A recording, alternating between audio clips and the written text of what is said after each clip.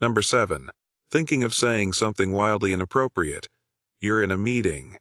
Everyone's serious. Charts are being shown. Revenue is down. And your brain, helpful as always, goes, "What if I screamed pickle party right now?" This is your internal saboteur at its most chaotic. It's called inappropriate impulse thoughts.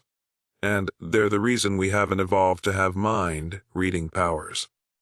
Because if people could hear what you're actually thinking, you'd be fired, excommunicated, and possibly arrested. These thoughts aren't desires. You don't actually want to yell about fermented cucumbers during a budget review. You're just hyper-aware of the situation's seriousness. And your brain, like a bored class clown, decides to poke the social boundaries for fun. It's like the mental version of dangling your hand over a "do not touch" button. You're not touching it. You're just hovering really close because your brain is spicy like that. The good news: everyone does this. The more pressure you're under to behave, the more your brain giggles in the back row and whispers, "Say the worst possible thing." You won't. You won't. But the mental circus continues anyway. Number 6. Wondering if everyone secretly hates you. You're lying in bed, replaying a conversation you had 3 days ago where you said, "You, too," to the waiter after they told you to enjoy your meal. And now your brain has decided that this minor social fumble is definitive proof that you are, in fact, socially bankrupt and universally despised. Welcome to the glamorous world of rejection sensitivity and social paranoia. It's like your brain becomes an overzealous detective with absolutely no evidence but lots of assumptions. This isn't a sign that everyone actually hates you. It's just your brain trying to protect you from potential exclusion. Because back in olden caveman days, being booted from the group meant you'd be eaten by something large and hairy before the weekend. Your overthinking is a survival relic. And now, in modern times, it's turned into, "Everyone hates me because Mike didn't land during the team meeting." What's extra fun is that our brains are also wired with something called the spotlight effect, which makes you believe everyone noticed the thing you did, when in reality, everyone else was too busy thinking they looked stupid. So yes, you might have said something awkward, but no, Janet from accounting is not plotting your social demise. She's still thinking about whether she left her curling iron-on. Number 5. Mentally narrating your own life. You're brushing your teeth, extra crispy, and suddenly there's a voice in your head that goes, as she stood in the fluorescent glow of her bathroom mirror, crispy. She wondered, was this midi freshness enough to mask her existential dread? Congrats, you're the star of your own internal audiobook. And before you ask, yes, this is totally normal. This delightful phenomenon is called internal monologue, and it's the mental equivalent of having Morgan Freeman stuck in your skull, but with way worse writing. Most people narrate their lives to some degree, crispy. It's how we process experiences, make sense of what's happening, and rehearse conversations that'll never actually happen. Think of it like your brain's way of storyboarding your existence, except no one asked for the director's cut. The weird part: not everyone has an internal monologue. Some people think in abstract images or vague feelings. But for those who do narrate constantly, it's less about ego and more about sense-making. So if you ever find yourself mentally recapping your grocery store trip like it's a gritty noir drama, don't worry. Your brain's just trying to spice up your painfully average Tuesday. Also, your internal narrator, a bit dramatic. But we love them for it. If you enjoyed this video, please give it a like and consider subscribing to my channel. It means a lot to me. Number 4. Randomly imagining yourself dying in ridiculous ways. You're cutting vegetables, and suddenly imagine accidentally slicing off your entire hand like you're in a Quentin Tarantino movie.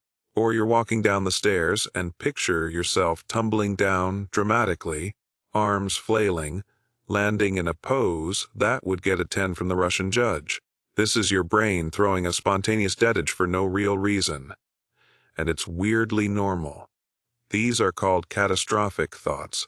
And no, They don't mean you have a secret death wish. In fact, it's the opposite.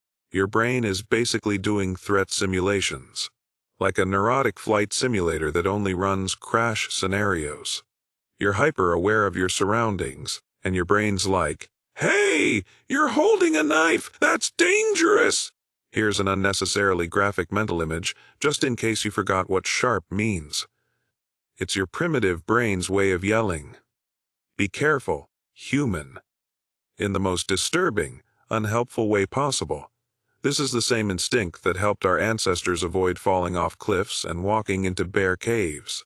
Unfortunately, now that our biggest threats are coffee tables and blender blades, the warning system feels a bit outdated. So the next time your brain makes you imagine decapitated by your ceiling fan, even though that's physically impossible, just nod and say, "Thanks for the heads up, I guess." Number 3. Worrying you left the stove on, even when you didn't use it too. You're halfway to work, or maybe 15 minutes into your vacation, and a chilling thought creeps in. Did I leave the stove on? You didn't even cook anything that day. In fact, you haven't used the stove since 2008, but suddenly you're 90% sure your apartment is a raging inferno. This, dear friend, is a classic obsessive doubt spiral. Your brain loves a good riddle, especially ones where the answer is obviously no. But that won't stop it from screaming, "But what if yes?" This is tied to adjacent behaviors. Not full-blown obsessive-compulsive disorder, but the normal urge to recheck stuff like doors, locks, and appliances, because your brain is built for survival, not efficiency. Once your brain detects even a whiff of uncertainty, it treats it like a 5-alarm fire. It doesn't matter if you check the knobs. Your mind will still entertain the possibility that you somehow telepathically ignited the kitchen with your thoughts. Ironically, the people who worry about this are usually the ones who are least likely to have actually done anything reckless. It's the overthinkers, the double-checkers, the anxious pros. So, if you're halfway across the city and still wondering if you turned off the stove, congrats! You're probably one of the safest people alive, and your brain, just doing a rerun of its favorite anxiety sitcom. Number 2. Zoning out while driving and not remembering the last 10 miles. You're cruising down the highway, music playing, windows down, and then suddenly, crispy, you're pulling into your driveway with zero memory of the last 20 minutes. No crashes, no tickets, no UFO abductions, just a black hole where your road trip should be. Welcome to autopilot mode, also known as highway hypnosis. A delightfully terrifying brain feature that proves your body can operate a 2-ton metal death machine without your conscious participation. Here's how it works. Your brain, always the efficiency nerd, automates repetitive tasks like driving the same route every day. So instead of burning brain fuel on left turn, right lane, stop sign, it hands the wheel over to your subconscious like, "Hey pal, you've got this." Meanwhile, your conscious mind takes a vacation to think about whether dogs dream in color or why your 8th grade crush never texted back. It's a little spooky, but totally normal, especially when the task at hand is deeply familiar. The real mup here is procedural memory, the same system that helps you tie your shoes without thinking or type without looking, except now it's applying itself to vehicular operation. Don't worry. Your brain was paying attention. It was just doing it in the background, like a sneaky assistant who keeps everything running while you spiral about whether you sounded weird on that phone call. But yeah, maybe double check if you actually stopped at that last red light. Just saying. Number 1. Talking to yourself like it's a podcast. You're pacing around your apartment, doing the dishes or folding laundry, and suddenly you're speaking out loud to no one. Full-blown conversations, arguments, practiced TED Talks, all performed to an invisible audience that, if it existed, would probably be extremely confused. Welcome to Solo Dialogue Theater, starring you, produced by you, and funded entirely by existential dread. Talking to yourself out loud is actually one of the healthiest brain habits you can have. Psychologists call it self-directed speech, and it helps with memory, planning, emotional regulation, and problem solving. Kids do it all the time, but adults get judged for it, even though your internal monologue sometimes just needs a microphone and a captive audience which is your furniture.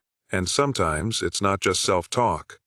It's argument rehearsal, where you imagine future confrontations and say things you wish you'd thought of during the actual fight.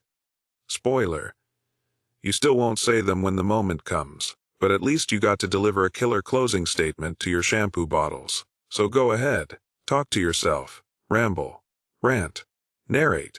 Just don't answer back in a different voice, unless you're doing characters, in which case, respect. That's all for today. I'll be making similar videos in the future. Subscribe to see them.